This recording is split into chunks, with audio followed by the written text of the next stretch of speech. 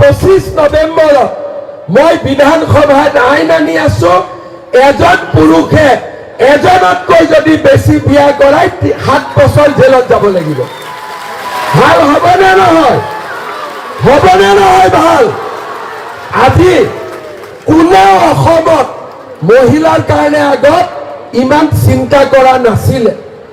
এটা হাজবেণ্ড 3টা ৱাইফ কেনেকে চলিব? এতিয়া মই কৈছো নহয়, এজনৰ এটা হ'ব লাগিব, 2টা হ'ব নোৱাৰিব। আৰু লগত কি কৈছো যে লাখপতি বাইদেউ হ'বৰ কাৰণে ঘৰত 3টাতকৈ বেছি বাচ্চা হ'ব নালাগে। এতিয়া কিছুমানে 25,000টো পাব লাগিব, বোলে মাজত আৰু এটা বাচ্চা হৈ গ'ল। কেনেকে বাচ্চাটো হৈ গ'ল? বোলে আল্লাহ দি দিলে। আল্লাহ কি ঘৰত আহি বাচ্চা জন্ম দিয়ে নেকি? ভগৱানে কি ঘৰত আহি বাচ্চা জন্ম দিয়ে নেকি? বাচ্চা কোনে জন্ম দিয়ে? মা দেউতা, দাদা ভিনদেউ, বাইদেউ ভিনদেউ লগ লাগি দিয়ে। আল্লাহ ইয়াত নাহে, আল্লাহটো চবক দোৱা কৰে। ভগৱান ইয়াত নাহে, ভগৱানেতো আশীৰ্বাদ কৰে। তাক সুধিলে কয় তোর বাড়িতে কেন 8টা বাচ্চা ছেলে হয়ে গেল? বলে আল্লাহ। অরুণোদয়টা খুব ভালো স্কিম, কিন্তু আমার শিলচরের বহুত মহিলা এতিয়াও অরুণোদয় পোৱা নাই। সেইকাৰণে আজি মই শিলচৰৰ ৰাইজৰ কাৰণে নতুনকৈ আৰু 3,000 অৰুণোদয় মই দি থৈ গৈছো, যাতে দুখীয়া মানুহক দীপায়নে দি দিব পাৰে। আগতে 30,000 পাই আছে, লগত আৰু 3,000 যোগ হ'ব। তাৰ মানে আমাৰ কাম কি? যে মহিলাসকলক সহায় কৰা।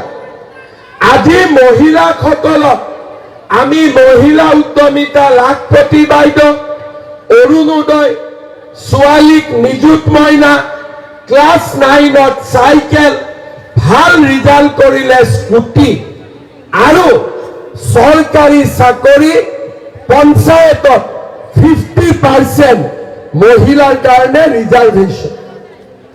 এতিয়া আমি অকল উন্নয়নে কৰা নাই, আমি অকল মহিলাক টকা দিয়া নাই, লগত আমি মহিলাৰ জীৱনৰ পৰিৱৰ্তন। এতিয়া 25 নৱেম্বৰত মই বিধানসভাত আইন আনি আছো, এজন পুৰুষে এজনতকৈ যদি বেছি বিয়া কৰাই 7 বছৰ জেলত যাব লাগিব।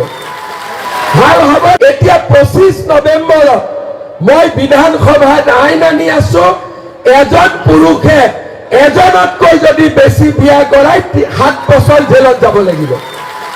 ভাল হ'বনে নহয়? হ'বনে নহয় ভাল?